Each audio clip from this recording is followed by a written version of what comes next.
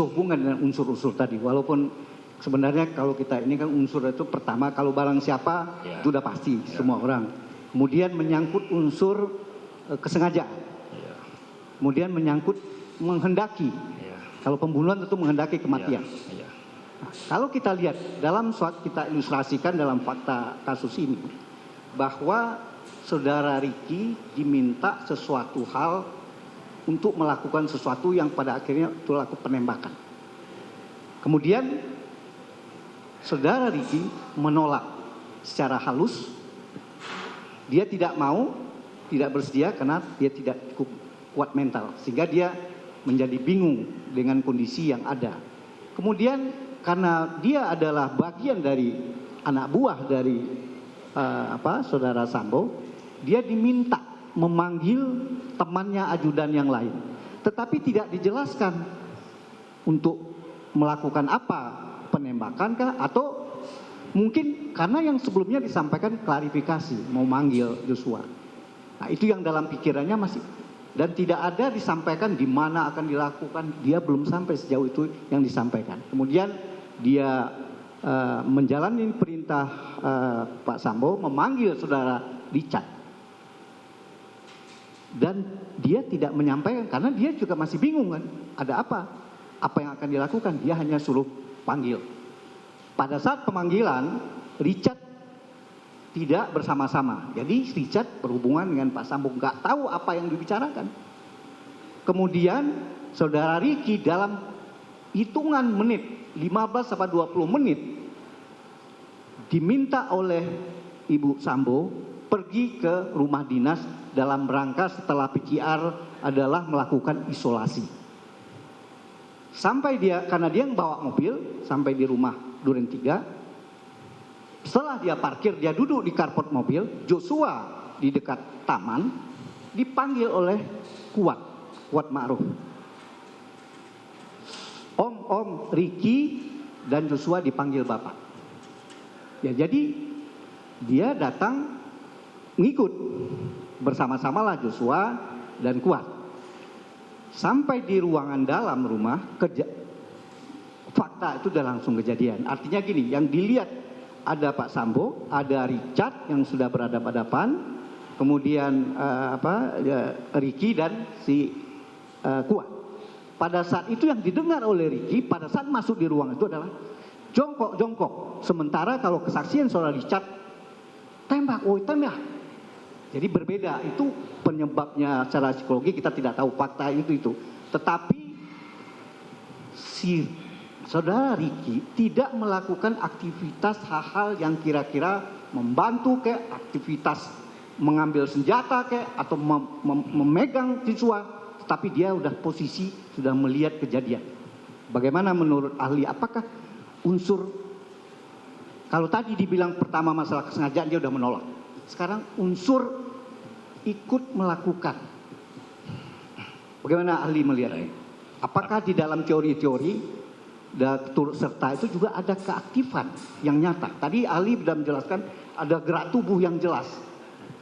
Nah, silakan ahli menjawab. Baik, terima kasih Pak Penasihat Hukum yang mulia yang saya hormati Pak Jaksa.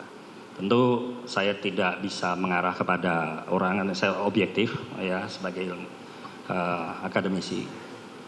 Tapi saya tentu mencoba mendeskripsikan secara logis saja kaitan dengan apa yang deskripsi yang digambarkan oleh Pak Penasihat Hukum. Tadi saya mengatakan prinsip liability based on fault itu, ya kata fault itu kata salah itu, ya itu pastinya setiap orang dimulai dengan mental element must be present. Persoalan mental itu harus hadir dulu. Jadi kalau orang mau melakukan kejahatan tindak pidana yang sering disampaikan oleh para ilmuwan, apa yang disebut dengan mens rea itu, niat jahat itu, maka itu harus hadir. Jadi kalau ada sikap seseorang yang tidak mau mengikuti omongan seseorang, tidak mau mengikuti perintah seseorang, maka itu gambaran dari mental element, ya, yang saya sebut must be present itu yang hadir. Kalau dia mengatakan siap, saya laksanakan, atau iya Pak saya akan laksanakan. Tapi kalau dia mengatakan maaf Pak saya tidak mau, saya menolak, itu mental element must be present yang menunjukkan mens reanya nggak ada. Kalau ini dikaitkan dengan niat untuk melakukan perbuatan jahat. Jadi gambaran saya prinsip committed element, committed mental element itu harus komit antara yang nyuruh sama yang disuruh, atau yang merintah sama yang diperintah. Mental elemennya ada di situ.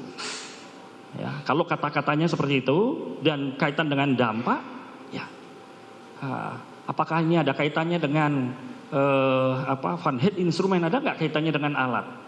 Ini akan berbeda dengan misalnya memerintahkan, tolong ambilkan pistol, tolong ambilkan, sediakan racun, dan sebagainya. Kira-kira itu gambaran yang saya berikan yang mulia, yang Pak Penasihat Hukum yang saya hormati.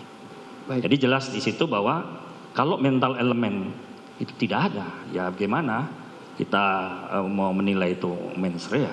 Kemudian bagaimana kita menilai bahwa dia masih diminta memanggil seseorang, ajudan juga, walaupun dia masih dalam keadaan bingung, dalam keadaan apa benar, apakah akan diklarifikasi dan di mana akan dilakukan. Dia belum sampai sejauh itu. Iya. Kondisi dia memanggil itu, dan kebetulan kan dia juga masih anak buah, pegawai. Apakah itu merupakan bagian dari aktivitas dia membantu atau apa? Ya saya rasa tidak Pak. Jadi saya sebutkan itu mental elemen itu kaitan dengan causa and effect tadi. Penyebab yang menimbulkan efek enggak? Ya, nah, saya memberikan contoh tadi apa bentuknya Van Head instrumen itu alat apa yang diminta yang punya dampak terhadap kematian. Karena ini kan tuduhannya kaitan dengan kematian. Gitu. Jadi secara instrumentalis itu tidak, ya. Apalagi kalau secara fisik diwujudkan willingly body, gerakan tubuhnya, misalnya kalau seseorang dia tahu bahwa atasannya akan menembak, dia memegangi korbannya misalnya, dia memegang korban, itu willingly body, gerakan tubuh yang menunjukkan, ya, causal relation, ya, hubungan yang secara kausalitas kelihatan, atau mengarahkan posisi korban tepat kepada sasaran sasaran pembunuhan, sasaran dari alat pembunuhan. Kira-kira itu Pak Penasihat Hukum yang saya bisa gambarkan dengan simple, ya. Jadi transfer of mens rea itu hanya akan muncul ketika tadi directingnya dijalankan, ya kan? Ambil pisau, ambil pistol. Kira-kira itu Pak. Atau di dalam ini Saudara Penasihat Hukum mengingatkan waktu saudara tinggal 30 menit.